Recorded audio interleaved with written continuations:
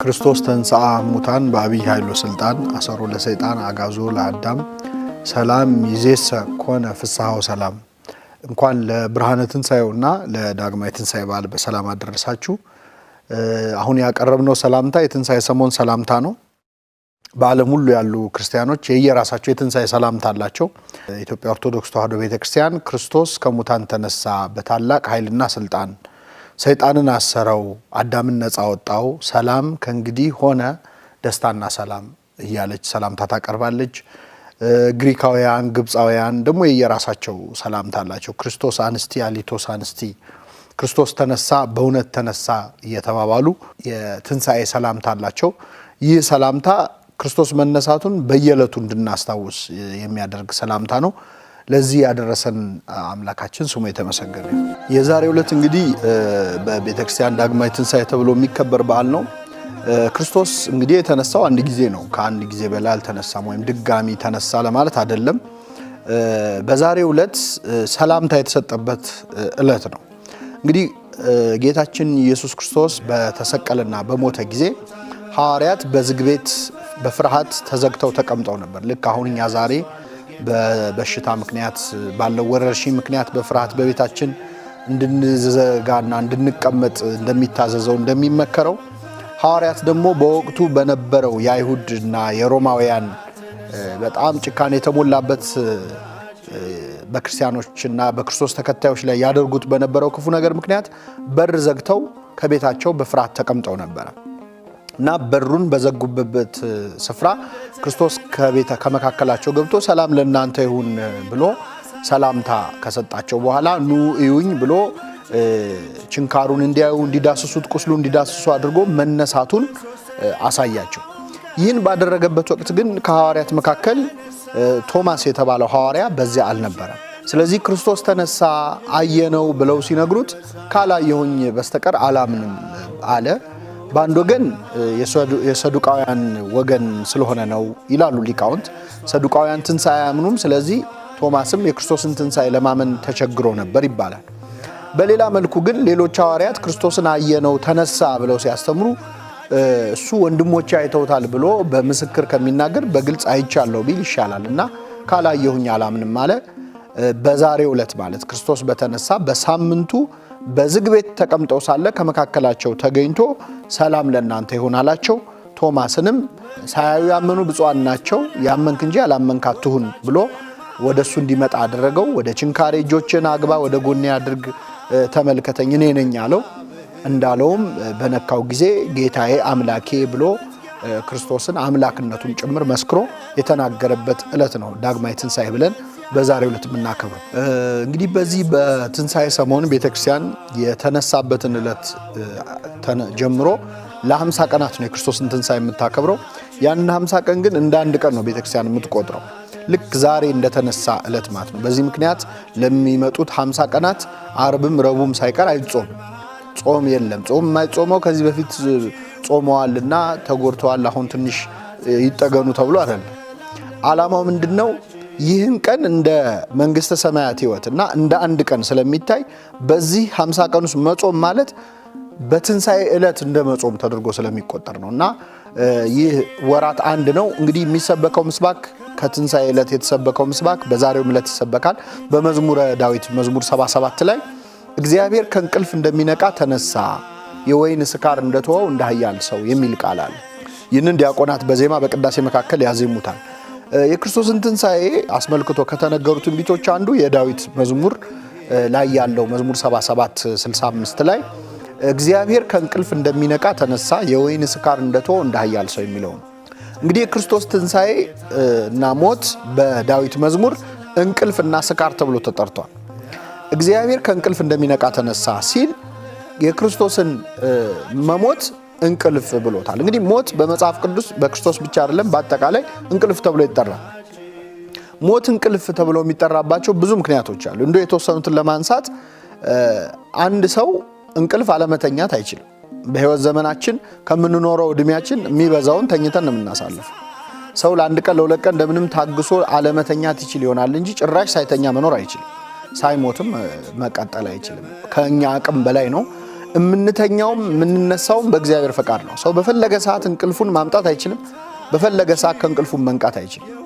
እንደዚሁ ሞትም ትንሣኤም ከሰው አይምሮ ወይም ከሰው አቅም በላይ መሆኑን ለማሳየት ሞት እንቅልፍ ተብሏል። ሌላው ሞትን እንደ እንቅልፍ እንድናየው ነው። አሁን እኛ ብዙ ጊዜ በጣም የምንፈራው ሞትን ነው።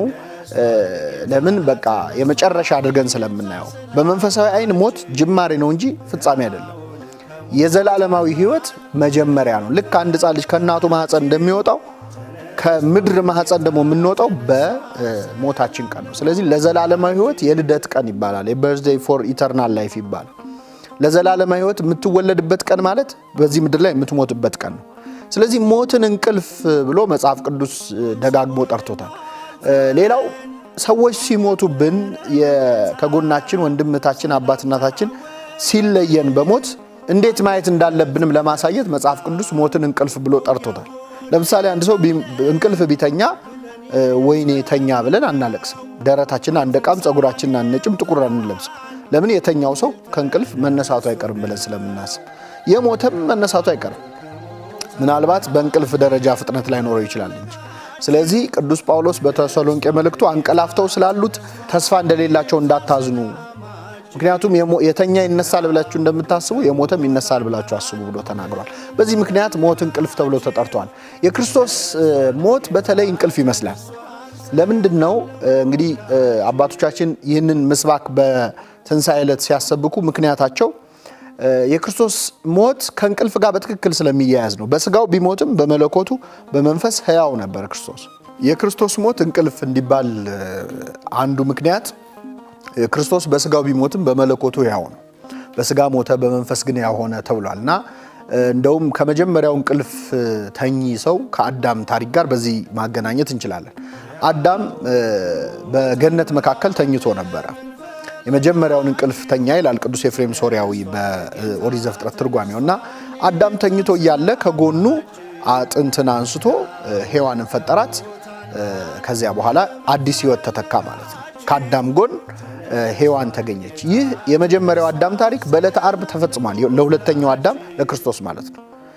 አዳም ተኝቶ እያለ እንቅልፍ ወስዶት ሳለ ከጎኑ በተገኘችው አጥንት ሔዋን እንደተፈጠረችና የብዙሃን እናት እንደሆነች የሁላችን እናት እንደሆነች ክርስቶስ በዕለተ ዓርብ እርቃኑን በተሰቀለበት ሰዓት በሞተ ሰዓት ከጎኑ ደምና ውሃ ፈሶ ነበረ። ያ የፈሰሰው ደምና ውሃ የሁላችን እናት የሆነች ጥምቀት ቤተክርስቲያን ተገኝታለች።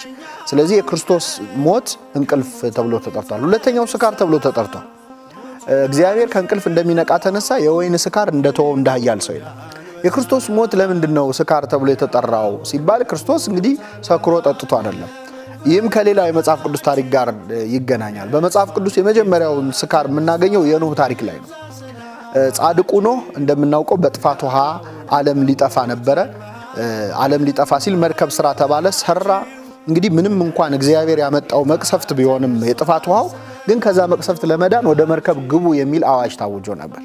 የሰው ልጆች አልሰሙም ነበር። ጭራሽ በሚነግራቸው በኖህ ላይ ይቀልዱበት ነበር። ልክ አሁን በዘመናችን ምንም እንኳን የወረርሽኝ በሽታ የመጣው በእግዚአብሔር ፈቃድ መሆኑ ግልጽ ቢሆንም ግን ደግሞ በእግዚአብሔር የመጣውን ነገር እኛ በራሳችን ደግሞ ልንከለል የምንችልባቸው መንገዶች አሉ።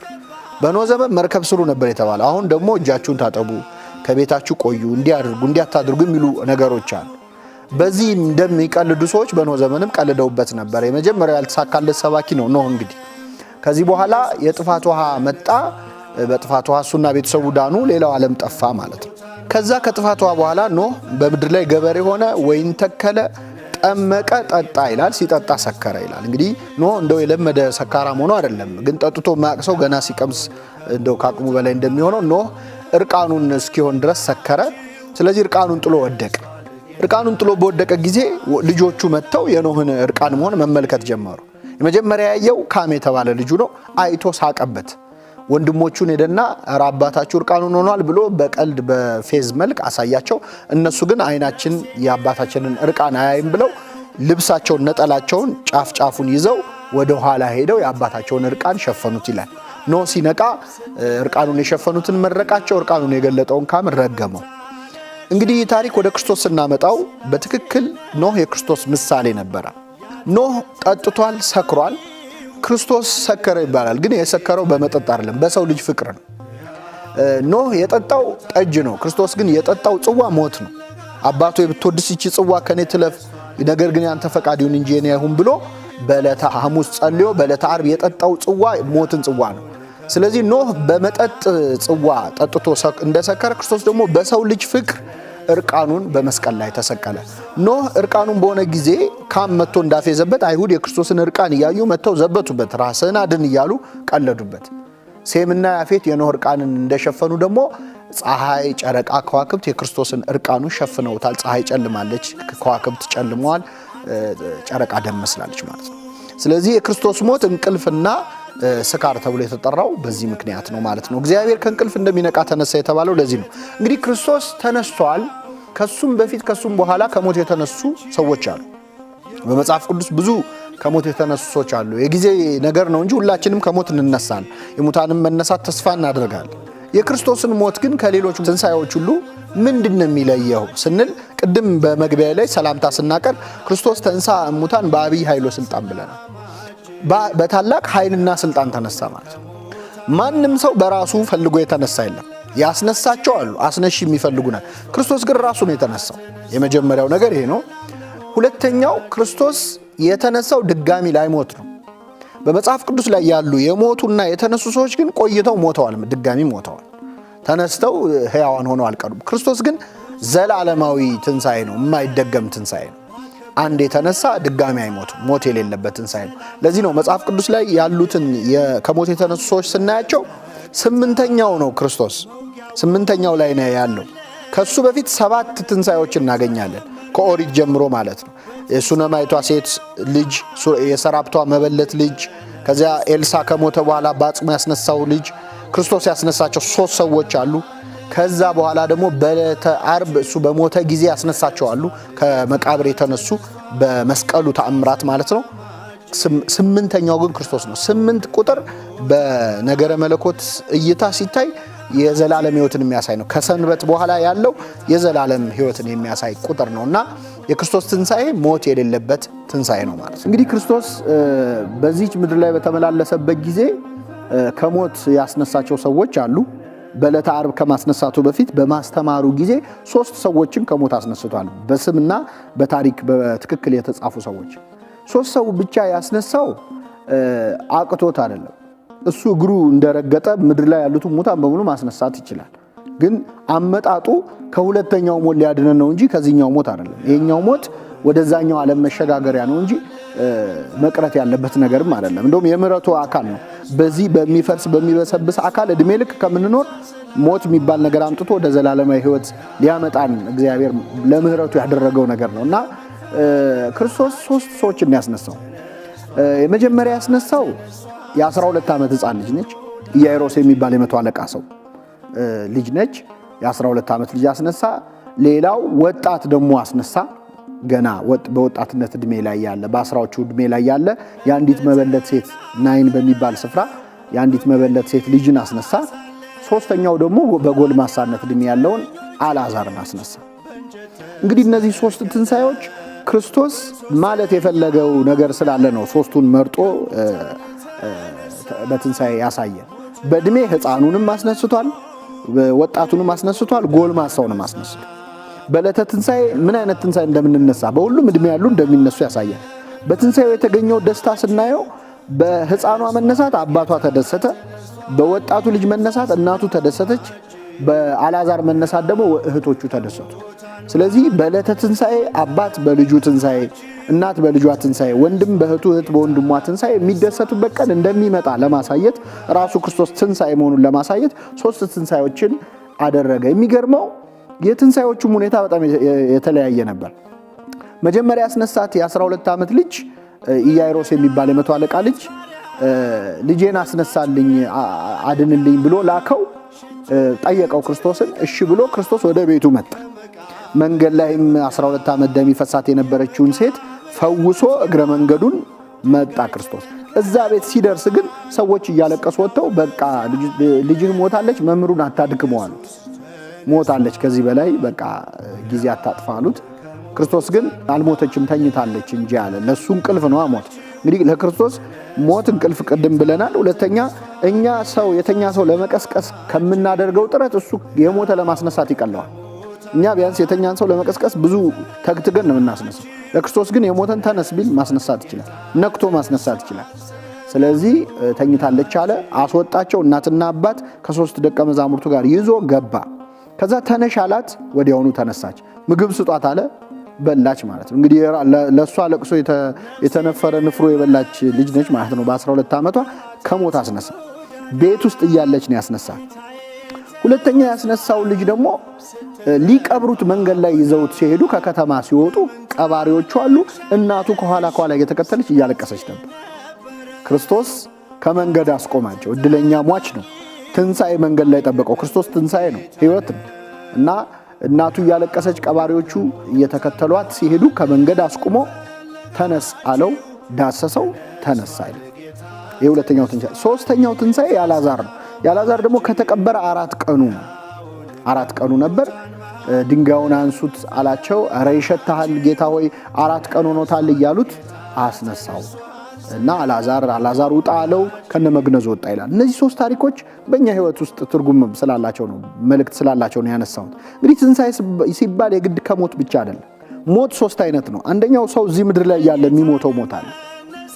ይኸውም ምንድነው? ሕይወቱ በኃጢአት በክፉ ነገር ውስጥ ከገባ ቢኖርም እንደሞተ ነው። መጽሐፍ ቅዱስ ደጋግሞ ስለዚህ ነገር ይናገራል። ነፍሳችንን የማናስብ፣ በጎ ስራ የማንሰራ፣ ለሌላው የማናስብ ግለኞች፣ በክፉ ስራ ላይ የተሰማራን ከሆንን በሕይወት ብንኖርም እንደሞት ነው የሚቆጠረው። የመጀመሪያው ሞት እሱ ነው። ሁለተኛው ሞት በስጋ የሚሞተው ነው። ሶስተኛው ሞት የመጨረሻው ሞት ኩነኔ ነው።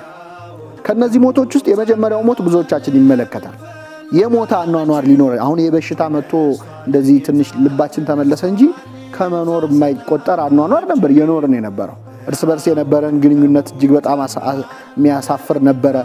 እንደው አሁንም ትንሽ ጋብ ቢል የሚነሳ መልሶ ብዙ ክፉ ነገር አለ። ይህ በሕይወት ካሉት በታች የሚያደርገን በሕይወት እንዳለን የማያስቆጥረን የሞት ሕይወት ነው። ክርስቶስ ቤት ውስጥ እያለች ገብቶ ያስነሳት ልጅ ማለት ገና በሐሳብ ያላወጣኸው ኃጢአት ይኖራል፣ ያላወጣኸው ክፉ ነገር ይኖራል። የዛኔ ብትጸጸትና ብትመለስ ያልፈጸምከውን ክፉ ስራህን እዛው ቤት ውስጥ ደብቀ የምትሰራውን ኃጢአት ይቅር ሊልህ ዝግጁ ነው፣ ሊያነሳህ ማለት ነው። በግላችን ተደብቀን የምንሰራው ኃጢአት አለ ወይ በሐሳባችን የሸመቅነው ክፉ ሐሳብ አለ። ከዛ ለማስነሳት ፈቃደኛ ነው። ልጅቷን ክፍሏ ድረስ ገብቶ ማንም ሳያይ ነው ያስነሳት። ስለዚህ በሕይወቱ ውስጥ ክፉ ነገር እያሰብክ ከሆነ ማንም ያላሰበው ያላየውን ክፉ ሐሳብህን ይቅር ብሎ ድጋሚ ሊያስነሳ ወደ ሕይወት ሊያመጣ እንደሚችል ያሳየናል። ገብቶ አስነሳት ይላል እና እያንዳንዳችን በውስጣችን በቤታችን የደበቅነው በልባችን የደበቅነውን ክፉ ነገር አሁን ይሄ የትንሣኤ ዘመን ነው። ትናንት የምናስበውን ክፉ ነገር የምናስብበት ጊዜ አይደለም። ስለዚህ ገብቶ ትንሣኤ ያደረገላት ማለት ነው። ይህን ለሁላችን ያድርግልን። ሁለተኛው መንገድ ላይ ደግሞ በቀባሪ ታጅቦ እየሄደ እያለ አስነሳው ይላል። ይህ ደግሞ ሰዎች ሁሉ የሚያውቁብን ክፉ ስራ አለ፣ ክፉ ኃጢአት አለ። በሰው ታጅበን የምንሰራው ሰው ሁሉ ያየው ወደ መቃብር እየገሰገስን ያለንበት ወደ ባሰ ክፉ ነገር እየሄደ ያለ ወጣት ነው። እንግዲህ እናቱ እየተከተለችው ታለቅሳለች። እናት የተባለችው ቤተክርስቲያን ናት። እንግዲህ የሁላችን እናት ናት፣ በጥምቀት ወልዳናለች። ስለዚህ አንድ ሰው ወደ ክፉ ስራ በሄደ ቁጥር እየተከተለችው ታለቅሳለች። ልጄን አጣሁት እያለች ታለቅሳለች። ስለሱ ቅዱስ አምብሮስ የተባለ ሊቅ ምን ይላል? አንተ በንስሐ መመለስ ቢያቅትም ቤተክርስቲያን ግን አንተን እየተከተለች ታነባለች። ሰው ቀባሪ ብዙ ሊሆን ይችላል። ወደ ክፉ ስትሄድ የሚፈርድብህ ሰው አለ። እሱ ክፉ ነው ብሎ በኃጢአት የሚወስንብህ ሰው አለ። ደግሞ በርታም የሚል ሰው አለ። ብዙ ቀባሪ አለ እና ከመንገድ አስቆመው ይላል። እና አንዳንድ ሰው ደግሞ ሰው ሁሉ የሚያውቀው ክፉ ስራ ውስጥም ካለ ክርስቶስ ያስነሳዋል ከመንገድ ጠብቆ ማለት ነው። ሁለተኛው ትንሣኤ የተባለው መንገድ ላይ ያለውን አገር ያወቀውን ኃጢአት ነው። ሶስተኛው 4 ቀን የሆነውን ሬሳ ነው። ይሄ ደግሞ ማለት በክፉ ስራ ለምደነው ተዋህዶን ጨርሰን እንደፈረስን እንደበሰበስን እስኪቆጠር ድረስ ህይወታችን በጣም የተበላሸ። ይህ ማለት ክፋቱን በደንብ ተለማምደ ነው ይሸታል እስኪባል ድረስ። አልዓዛር እንደዛ ነበር። 4 ቀን ሆኖታል። መቃብሩ ተዘግቷል። ክፈቱት አለ ክርስቶስ። ጌታ ሆይ ይሸታሃል አሉት ይላል። ክርስቶስ ግን ክፈቱት ብሎ አልዓዛር ውጣ ብሎ ጠራው። በተለምዶ የሞተን ሰው በስሙ የሚጠራው ሰው ሬሳው ወጣ ነው እንጂ የሚባለው ገሌ ወጣ። የፈለገ ብንወደው እኮ ልክ ሲሞት እንፈራዋለን። ሲሞት እንፈራዋል። ሬሳ አጠገቡ መሆንም አንፈልግም። ሬሳ ማለት ነው የበሰበሰ ነገር ነው። አስከሬን ማደሪያ ማለት ትንሽ የተሻለው ስሙ። በስሙ ግን አንጠራው። አልዓዛር ብሎ ጠራው። ይሄ ደግሞ ምንድነው? በክፋት ህይወት ውስጥ፣ በመጥፎ ህይወት ውስጥ፣ በኃጢአት ህይወት ውስጥ ያለህ ብትሆንም እግዚአብሔር ግን በስም ይጠራል። ሰዎች ይሸታል ብለው አይ እሱ በሱስ የተበላሸ ሰው ነው፣ እሱ እንደዚህ የተበላሸች ነች፣ ተስፋ የለውም ብለው ይሸታል ቢሉት እንኳን አይሰማም። ውጣ አለው፣ ወጣ፣ ከነመግነዙ ወጣ ይላል። ይሄ ደግሞ ለእያንዳንዳችን የሚያስፈልገንን ትንሣኤ የሚያሳይ ነው። እንደ ሀገርም እንደ ግለሰብም አሁን ይሄ ዘመን በጣም የትንሣኤ ዘመን ነውና ክርስቶስ እነዚህን ሁሉ ትንሣኤዎች አድርጓል። በራሱ ጊዜ ግን የተነሳው በስልጣኑ ነው። በዚህ ምክንያት ክርስቶስ ተንሥአ እሙታን በዐቢይ ኃይሎ ስልጣን ነው። እንግዲህ ክርስቶስ በትንሣኤው ወቅት ሌላው ያሳየን ነገር ትሕትናውን በህይወት ዘመን ሁሉ የትሕትናን በመሰረቱ ትሕትና የሚለው ቃል ለእግዚአብሔር እንጂ ለሰው ሁሉ የሚሆን አይደለም። ምክንያቱም እኛ ትሑት ብንሆን ራሳችንን ማወቅ ነው። ለምሳሌ አንድ ሰው እኔ አፈር ነኝ ትቢያ ነኝ ቢል በጣም ትሑት ነው ይባላል። ግን እንደው ቴክኒካሊ ሰው አፈር። ስለዚህ ትሕትና ማለት ሰው ራሱን ሲያውቅ ነው ይባላል። በትክክል ማን መሆንን ስታውቅ ለአንተ ትሕትና ነው። ለእግዚአብሔር ግን ልዑል አምላክ የከበረው አምላክ ሰው መሆኑ ዝቅ ማለቱ ትሕትና ተብሎ ይነገራል። ለእኛ ግን ራሳችንን ማወቃችን ራሱ እንደ ትሕትና ይቆጠራል። እና ክርስቶስ በትሕትና ነው ልደቱም ትንሣኤው። ሲወለድ በሌሊት ነው። ማንም እልል ብላችሁ ወጥታችሁ ነጭ ለብሳችሁ ተቀበሉኝ ሳይል ማንም ሳያው ነው የተወለደው። በበረት ውስጥ ነው የተወለደው። በቤተ መንግስትም ቢወለድ ለሱ ክብር አይደለም፣ ግን በበረት ውስጥ ነው የተወለደው። ሲነሳም መለከት ሳያስነፋ ነጋሪት ሳያስጎስም በትሕትና ነው የተነሳው። ሁለተኛው ክርስቶስ ሲወለድም ሲነሳም የተፈጠሩ ነገሮች ምንድናቸው? ሲወለድ እንግዲህ ዮሴፍ የተባለ ሰው ጻድቁ ማለት ነው ድንግል ማርያምን ይዞ በጸነሰች ጊዜ መልአክ ተነግሮት አትፍራ ለመውሰድ ድንግል ማርያም ተብሎ ከቤቱ አኖራት። ከዛም በሕዝብ ቆጠራ ጊዜ ነው እንግዲህ የተወለደው ክርስቶስ። ክርስቶስ ሲቀበርም እውነት ለመናገር ዮሴፍ የሚባል ሰው ነበር። ተመሳሳይ ነው። ሲወለድ ዮሴፍ ነበረ ሳይፈራ ድንግል ማርያምን የወሰዳት። ሲቀበር ደግሞ ሳይፈራ ዮሴፍ በራሱ ቦታ ዮሴፍ ዛርማቲያ የተባለ ሰው በራሱ ቤት ቀበረው ማለት ነው። በራሱ አዲስ መቃብር ውስጥ አወላለዱና ከሞት መነሳቱም ተመሳሳይ ነው። ክርስቶስ በተቀበረ ጊዜ አይሁድ መቃብሩን በትልቅ ድንጋይ ዘግተውት ነበረ። ምንድነው ያሉት? እነሳለሁ ብሎ ተናግሯልና የኋለኛው ከፊቱ እንዳይበልጥ ይዘጋ ብለው ጲላጦስ ጋር አስፈቅደው በትልቅ ድንጋይ አስዘጉት፣ በማህተም አስመቱት። ከዛ ወታደር ሁሉ አቆሙ ይላል። እና እውነት ለመናገር ከሞት ከመነሳትና ድንጋይ ከማንከባለል የቱ ነው የሚከብደው? ክርስቶስ ከሞት መነሳት ከቻለ ያን ድንጋይ ዞር በል ቢለው ይሄዳል። ግን ውስጣቸው ፍርሃትም ስላለ ያን ድንጋይ አዘጉት። የሚገርመው ግን ክርስቶስ መቃብሩን ሳይፈነቅል ድንጋዩን ሳንከባልል ከታተመው መቃብር ነው የወጣው። በኋላ ድንጋዩን መላእክት የከፈቱት ሴቶች ገብተው እንዲያዩ ነው እንጂ ክርስቶስ መቃብር ሳይከፈትለን ነው የወጣው። ሲወለድም እንደዚህ ነበረ። ማህተመ ድንግልናሽ ሳይለወጥ ወልድን የወለድሽ እመቤቴ ማርያም ወይ ደስ ይበልሽ እንላለን። ሲወለድም የድንግልናዋን ማህተም የድንግል ማርያምን ሳይከፍት ነበር የተወለደው። ሲነሳም እንደዚሁ ነው። ቅዱስ አባ ጊዮርጊስ ዘጋስጫ የተባለው የኢትዮጵያዊ ሊቅ በአርጋኖን በተባለ ድርሰቱ ምን ይላል? ሶስቱን ደጆች ያልከፈተ የአብን ልጅ ክርስቶስን አደንቀዋለሁ ይላል። ይገርመኛል የሱ ነገር ይላል። ምንድን ነው ሶስቱ ደጅ የተባለው? አንድ ሲወለድ ከእናቱ ማህፀን ሲወጣ የድንግልናዋን ማህተም ሳይከፍት ነው። ሁለተኛው ከመቃብር ሳያስከፍት ወጣ። ሶስተኛው ሐዋርያት ወዳሉበት ቤት በዝግ ቤት ገብቶ ሰላም ለእናንተ ይሆናል ዛሬ። ከሶስቱ ደጆች ግን በጣም የሚገርመኝ ሁለቱ ብዙም አይገርሙኝም። ከተዘጋ ቤት መግባት ሌሎችም አድርገውታል። ከተዘጋ መቃብር መውጣትም ሌሎች እነ ዳንኤል አድርገውታል። መልአክ ገብቶ ጴጥሮስን ይዞ ተወጥቷል። ይህ አይደንቀኝም። በድንግልና ጸንሳ ወለደች የሚል ግን ከአንቺ በቀር አላየውም እና የድንግልናሽ ነገር ገና ደጅ ያስጸናኛል እያለ ድንግል ማርያምን ከተወደደ ልጇ ጋር ያመሰግናታል። ስለዚህ ይህ ዕለት ከታተመ መቃብር ክርስቶስ የተነሳበትን የምናስብበት ጊዜ ነው። እንግዲህ የጌታ ትንሣኤ ሌላው የቅድም መጀመሪያ ላይ ማንሳት እንደሞከርኩት የንስሐ ወቅትም ነው። ትንሣኤ ማለት ለእያንዳንዳችን ነው። እውነት ለመናገር ሞቶ መነሳት በኋላ ተስፋ የምናደርገው ነገር ነው። አሁን ላለንበት ህይወት ግን ትንሣኤ ማለት ሰው በህይወቱ ካለበት ከማንኛውም ክፉ ነገር ወደ ደግ ነገር መምጣቱ ሙት ማስነሳት ማለት ነው። ቅዱስ ዮሐንስ አፈወርቅ የተባለው ታላቅ የቤተ ክርስቲያን ሊቅ ምን ይላል? ሙት ማስነሳት ከፈለክ ና ላሳየ ኃጢአተኛውን ሰው ወደ በጎ ስራ ከመለስከው ሙት አስነሳ ማለት ነው ይላል። አይን ማብራት ከፈለክ ና ላሳየ አይን ማብራት ማለት የእግዚአብሔርን ቃል የማያነበውን ሰው እንዲያነብ ማድረግ ነው ይላል። ተአምር ማለት ይሄ ነው። ሌላ ድንቅ ስራ መስራት ከፈለክ ደሃውን አብላው አጉርሰው እሱ ነው ትልቅ ተአምር። አሁን ይሄ የመረዳዳት ዘመን ነው። በሀገራችን ብዙ ክፉ ነገር እየሰጋን ነው እየፈራን ነው አይደል? ትንሣኤ ማለት ያ ነው። የሞተውን ማስነሳት አይደል? የሞተ ህሊና፣ የሞተ አስተሳሰብ፣ የሞተ ማንነት ያንን መቀየር ማለት የትንሣኤ ወቅት ነው። እንግዲህ ክርስቶስ በዚህ በትንሣኤው ወቅት በጣም የሚደንቅ ፍቅርና ትሕትና አሳይቷል። ሌላው ንስሐንም አስተምሮ ነው። እያንዳንዳችን ቅዱስ ጳውሎስ ይላል አንተ የምትተኛ ንቃ ከሙታንም ተነሳ ክርስቶስ ያበራልሃል ይላል። የምትተኛ ንቃ ሲል በቁም ያለን ሰው ከሙታን ተነሳ የሚለው ከኃጢአት ከክፉ ስራ ወደ በጎ ነገር ተመለስ ማለት ነው። ስለዚህ ዘመን የትንሣኤ ዘመን ነው የምንለው ለዚህ ነው። ክርስቶስ በዚህ በትንሣኤው ይቅር ያለው ሰው አንዱ ቅዱስ ጴጥሮስ ነው። እንግዲህ የጴጥሮስን ታሪክ መጽሐፍ ቅዱስ የሚያነብ ሁሉ ያውቀዋል። ጴጥሮስ ለእምነትም ለክደትም ለጥያቄም ለመልስም በጣም የሚቸኩል ሰው ነበር። ብዙዎቻችንን የሚመስል ሕይወት አለ። ቅዱስ ጴጥሮስ ክርስቶስ ሊሰቀል ሐሙስ ዕለት ዓርብ ሊሰቀል አንድ ቀን ሲቀረው በሐዋርያት መካከል ተነስቶ አንድ ንግግር አደረገ። ያደረገው ምንድነው? ጌታ ሆይ ሌሎች ሁሉ ቢክዱ እኔ አልክድህም የሚል ነበር። ጥሩ ንግግር ነው። አልክድህም ማለት ክፋት የለው። ግን ጴጥሮስ ያጠፋው ምንድነው? ሌሎች ሁሉ ቢክዱ እኔ አልክድህም ማለት እነሱ ከኔ የደከሙ ናቸው እኔ ብርቱ ነኝ ማለት ነው። ራሱን ብቅ አረገ፣ ሌሎቹን ዝቅ አረገ። ርቱዕ ሃይማኖት የተባለው በ13ኛው ክፍለ ዘመን የነበረው ኢትዮጵያዊ ሊቅ ምን ይላል?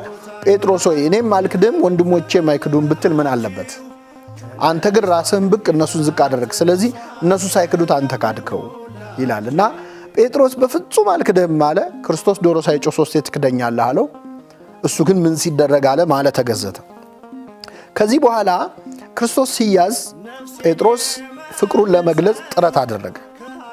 ምንድነው ያደረገው? ሰይፍ አንስቶ ውጊያ ጀመረ። በእውነት ጴጥሮስ 58 ዓመቱ ነው በዛ ሰዓት። ሮማውያን ወታደሮች ወጣቶች ናቸው። ሰው መግደል ለነሱ ሙዝ እንደመላጥ በጣም ቀላል። እሱ የጦር ሜዳ ልምድ የለው፣ አሳጥማጅ ነው ምንም። ግን ፍቅሩ አሳሳውና ክርስቶስን ለማስጣል ብሎ ውጊያ ጀመረ። የሊቀ ካህናቱን ባሪያ የማልኮስን ጆሮን ቆረጠው ይላል። ሊቃውንቱ እንደሚነግሩን እሱ የሰደደው ለአንገቱ ነበር፣ ግን የሥራ ልምድ ስለሌለው ጆሮን ቆረጠው። ክርስቶስ በዚህ ጆሮ መቆረጥ ምክንያት ነገር እንዳይመጣበት ብሎ የዚያን ሰው ጆሮ ፈወሰለት፣ የማልኮስን ጆሮ። እዚህ ላይ የምናስተውለው መሬት ላይ ጆሮ ፈልጎ አንስቶ ገጠም አይልም። አዲስ ጆሮ ነው የሰጠው። ነገሩ ብዙ ክፉ ነገር ሲሰማ የኖረበት ጆሮ ምንም አያረግለትም። እንደው እግዚአብሔር የሁላችንም ጆሮ ይቀይርልን። አንዳንዴ መጥፎ ነገር ሰምተን አይምሮአችን ቆሽሾ የህሊና ንጽህናችን ቆሽሾ ጥሩ ነገር እንኳን ስንሰማ በጎ ነገር ሊሰራ ነው እንኳን ሲባል አይ ከጀርባ የሆነ ነገር አለ እንላለን። ይሄ የቆሸሸ ጆሮ ማለት ነው። እና የዛን ጆሮ ፈወሰለት። ጴጥሮስ ሸሸ፣ ግን ደግሞ አላስቻለውም። ክርስቶስን ተከተለው። መጨረሻ ላይ እሳት መሞቅ ጀመረ ይላል። ክርስቶስ ምድር ቤት ይሰቃያል። እሱ ከሮማውያን ወታደሮችና ከአይሁድ ጋር ቁጭ ብሎ እሳት ይሞቃል። በኋላ ጴጥሮስ ንግግሩ እንግዲህ የገጠር ሰው ነበረ። እንግዲህ 12 ሐዋርያት ውስጥ 11ዱ የገሊላ ሰዎች ናቸው፣ የገጠር ሰዎች ናቸው። ይሁዳ ነው የከተማ ሰው። እና 11ዱን አነጋገራቸው ስለሚያስታውቅ አንተ ከሱ ጋር አልነበርክ ብለው በጣም አጣደፉት። ክርስቶስን አላውቀውም ብሎ ማለ ተገዘተ፣ ካደ ማለት ነው። እንግዲህ ዶሮ ጮኸ፣ ጴጥሮስ ወጥቶ ተጸጸተ። ይህን ታሪክ ለምን አነሳሁት? ክርስቶስ ጴጥሮስን ይቅር ብሎታል ወይ? ከትንሣኤ በኋላ ያጠፋውን ጥፋት ስንል ብሎታል። ይቅር እንዳለው 2 ነገሮችን ምሳሌ አድርገን ማሳየት እንችላለን። አንደኛ በተነሳ ጊዜ መላእክትን ልኮ ክርስቶስ አብስሯቸው ነበር፣ ለሴቶቹም ለሐዋርያቱም። እና ምንድነው የጌታ መልእክት? ሂዱና ለደቀ መዛሙርቴ ለጴጥሮስም ጭምር ጌታ ተነስቷል ብላችሁ ንገሩልኝ አለ። ጴጥሮስም በስሙ የጠራው ለምንድነው? ሐሙስ ዕለት ስለካደው አይ እሱ አይመለከተውም ብለው 3 ክዶታል ብለው ይሰርዙታል። እኛ ሰው ከመዝገብ ላይ ለማጥፋት በጣም ነው የምንቸኩል። ስለዚህ ስላወቀ ጴጥሮስንም ቢሆን ጥሩልኝ ብሎ በትንሣኤው ጠራው። ትንሣኤ የምህረት ወቅት ነው። የሚገርመው እኛ ብንሆን አሁን በችግራችን ቀን የከዳንን ሰው በደስታ ቀን አንጠራው። ክርስቶስ ግን በሐዘኑ ቀን የከዳውን ጴጥሮስ በደስታው ቀን። በእርግጥ በእኛ ባህል አንዳንዴ የምንጠላውንም ሰው በደስታችን ቀን እንጠራለን፣ ቅጥል ይበል ብለን እንደው ይበሳጭ ብለን። ግን እንደው በጠቅላላው ካየነው ክርስቶስ ጴጥሮስን ጠራው ወደ ትንሣኤው። የመጨረሻው ደግሞ ሲገናኙ በገሊላ ባህር አሳ እያጠመዱ ነበር፣ አላገኙም። ጌታ መጥቶ የዮና ልጅ ስምዖን ሆይ ብሎ አናገረው። 3 ጊዜ ትወደኛለህ ብሎ ጠራ። አንተ ለሐዋርያነት መርጬህ እንዴት ትክደኛለህ? እንዴት አላውቅህም ትለኛለህ? ብሎ በሚቆጠቁጥ ቃል አልተናገረው፣ በፍቅር ቃል ነው የተናገረው። እና ጴጥሮስ እንደውም ትወደኛለህ ብሎ ሲጠይቀው ጌታ ሐሙስ አልክድህም ሲል እንዳልነበር አሁን እወዳለሁ ማለት ፈራ። እንኳን አልክድህም እንኳን ሌላ ፉከራ ለመናገር እወድሃለሁ የምትለው ቃል አስፈራችሁ። ስለዚህ ጌታ ሆይ እንደምወዳ አንተ ታውቃለህ አለ።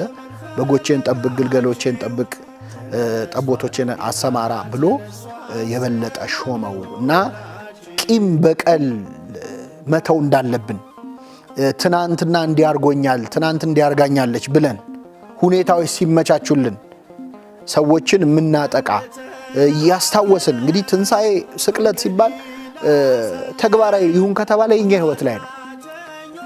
አንተ ትናንት የበደለህን ሰው ቀን ጠብቀህ ዛሬ ልክ አስገባዋለሁ የምትል ከሆነ ሙት ነህ። ትንሣኤ አይመለከትም አንተን ማለት ነው።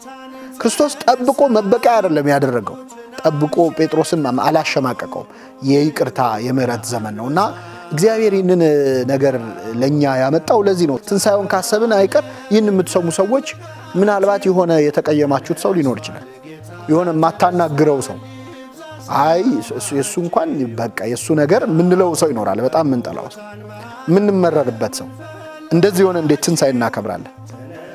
ትንሣኤ በሞት ይከበራል እንዴ? አይከበርም። ስለዚህ ይቅርታ ማድረጊያ ዘመን፣ መተዛዘኛ ዘመን፣ ለሌላው ትንሣኤ እንዲሆንላት ነው የምንመኘው።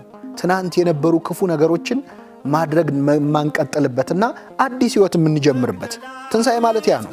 ከሞት መነሳት ማለት ከክፉ ነገር መላቀቅ ማለት ዋና ዓላማው የተሻለ በጎ ነገር ለመስራት ክርስቶስ በ40 ቀናት ውስጥ በጣም ብዙ በጎ ነገሮች ሰርቶ ቤተ ክርስቲያንም መስርቶ ነው ወደ ሰማይ ያረገው።